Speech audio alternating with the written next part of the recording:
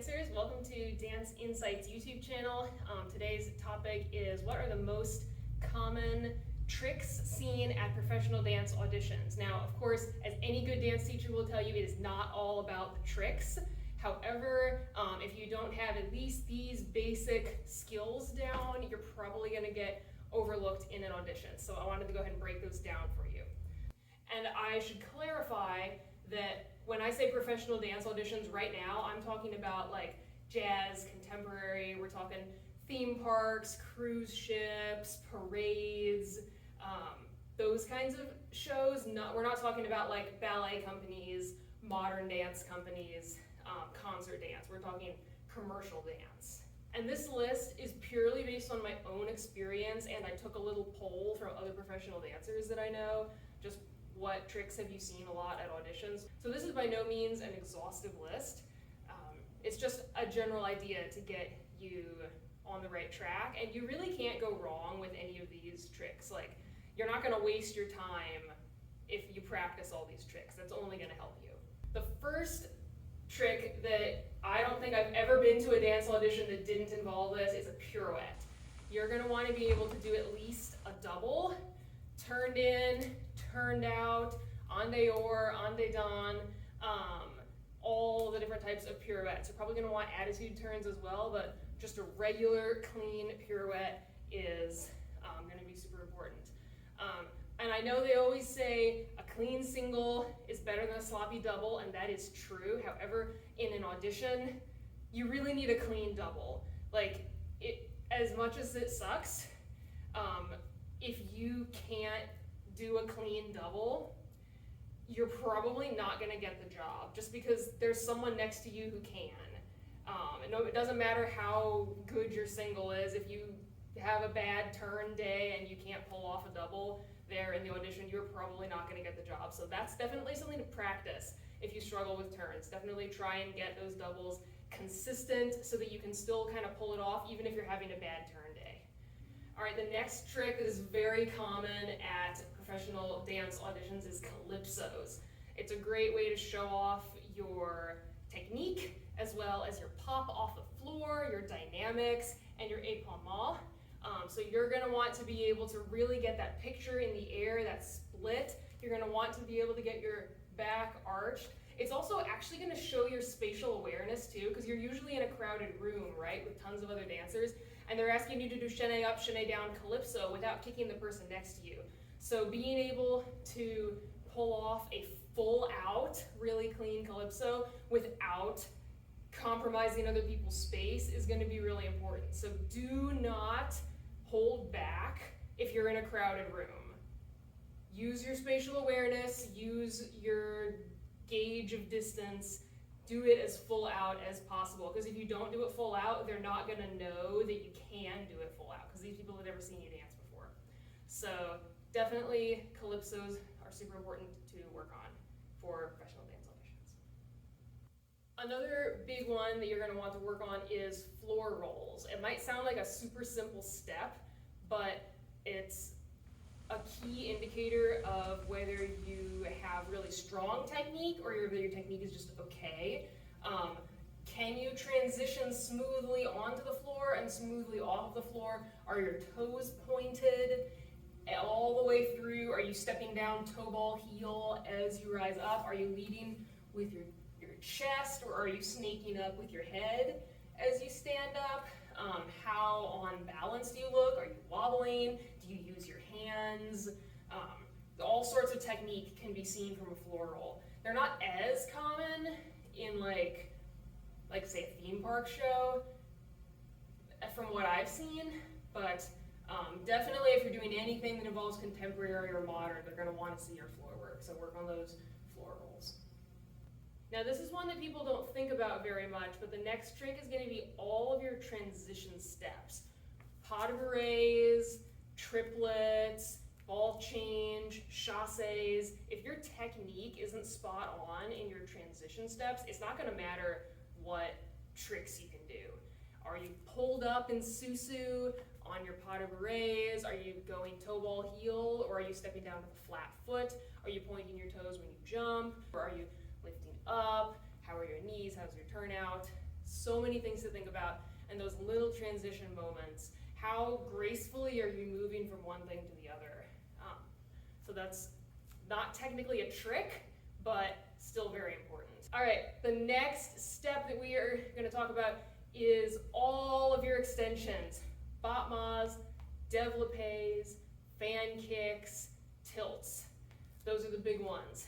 And I hate to say it, but you have to be able to kick higher than 90 degrees. Now, that doesn't mean you have to be able to kick higher than 90 degrees to be a good dancer, but if you're trying to go pro, if you're trying to get cast over the person next to you in the audition room, if you're trying to make the cut, you have to be able to kick higher than 90 degrees. I would go for 135 degrees, which is about 45 degrees past 90. I would say that should be your goal as the minimum kick height for any développé, battement, etc. And again, it's the same thing as the pirouettes. Even if you have perfect technique with a kick at 90, someone next to you has perfect technique with a kick at their face. So now, that being said, if you can kick your face but your technique is terrible, that also doesn't count. I would say if you have good technique but mediocre flexibility, you have a chance of getting the job. If you have great flexibility but mediocre technique, you're not getting the job. So technique comes first, but flexibility, it's sort of like the double pirouette thing. You've got to have both, unfortunately. So that should be one of your goals for sure, one of those things to practice. Next up is leaps, specifically saut-de-chasse and side leaps. You'll probably see other leaps too, depending on what specifically they're looking for. If there's a specialty leap in the show, like they want to see you do your stag or something, you might see those. But just basic saut-de-chasse and side leaps. They're going to want to see splits. They're going to want to see pop off the floor, pointed toes, straight knees, lifted upper body, all that technique. And once again, if you don't have your splits, if you're a guy, you can get away with not having your splits. I'm just going to throw that out there because the expectations are just different as far as those aesthetics. But if you're a female identifying person, then yeah, gotta have your splits, sorry. You're also gonna want to work on your piqué turns and your lame ducks. This again isn't as common in jazz, but definitely contemporary. And it's not like you're gonna be doing piqué turns across the floor like you're seeing in the clip, but it's likely that you may run into, lame duck, spot, jump, prep, something like that in a combo. So you might have one piqué turn or one lame duck in the middle of a combo. So you still want to be really clean on those. Stepping onto a straight knee, pointing the foot, toe attached to the leg, no sickling, strong upper body, clean arms are key throughout all of this. So definitely work on those piqué turns and lame ducks. And this isn't really a trick, but it's definitely something that takes practice. Jazz walks, struts, hip work, salsa steps. Pretty often in professional dance auditions, they're gonna not just want to see your technique, they're gonna want to see how is your personality. Can you perform with your face? Often they may be looking for that even more than your technique. They want someone who can put on a show. So using your face, using your hips, grooving to the music, really hitting all those counts and those accents, and just being able to move your hips. Regardless of your gender, there's probably going to be hip work in your combo. They just want to see your personality. They want to see, can you have fun with it even when you're under pressure. And the last one also isn't a trick, but it's improv.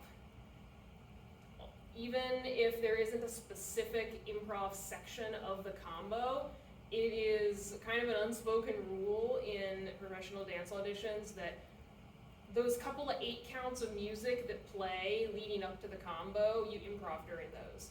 So they call your number, you're in your group of 4, you're waiting to go, they start the music, you start improving and then 5, 6, 7, 8, you start the combo. You are never just standing still when the music is playing, unless they specifically ask you not to, which I've never had them do that. I think they usually want to see your improv, and sometimes they specifically put improv in the combo, but more often it's going to be that little intro section. And if you have any of these tricks that I just listed really solid and they're not in the combo, like say you have a really good développé, but they don't have any développés in the combo, you could throw a développé in to your improv at the beginning to show off, like, hey, I've got this trick too. Or if there's, for some reason, there are no turns in the combo, throw a pirouette in your improv. If you have it solid, you only want to do tricks that you know you can do really well in your improv. And the only way that you're going to be able to do all this in an audition room is if you build the muscle memory beforehand. So right there in front of the audition panel is not the time to be thinking, oh yeah, okay, I need to hold my core, and I need to squeeze my rotators, and I need to keep my arms clean. If you're thinking all that in your head while you're auditioning, your face is going to be like, and you're going to look like a deer in the headlights. All you want in your head at the audition is put on a show, smile, ta-da, look at me, you know. So if you're thinking about your technique during the audition, that's not going to go too well for you. You have to think about your technique before the audition, when you're practicing, when you're in class, because you should be taking class a lot to keep up your technique. So work on your technique before the audition so that when you get to the audition and you're thinking about, don't forget to smile, your body just does all those things without you having to think about it. And let me just tell you how important your extensions are. I went to an audition once, this was in New York City, and there were about 200 people at the audition. They brought back a group of 50 into the classroom, and they had us do grand battements across the floor. It was something like step, kick, step, side, pas de bourrée turn, step, pirouette. Across the floor, right side, groups of 4 people at a time, everyone goes once, and then they cut half the group. And I don't know what happened after that, because apparently my grand battements weren't good enough. But that was it. An experienced choreographer can watch you do a pas de bourrée, just a pas de bourrée, and know how much dance training you've had, or what your level of experience is, approximately. So that's why those little steps are so important. That's why your extensions are so important. Because you want to show your best technique and give your best performance in every single little thing. So yeah, that's my list of most common dance tricks seen at professional dance auditions. If you can think of any others that you've seen at your auditions, drop them in the comments below, and then let's start that discussion. Let's share our experience and help other people who are just getting started know what to prepare for in their auditions. And of course, don't forget to like, subscribe, and all that stuff. Thanks so much for watching. Bye.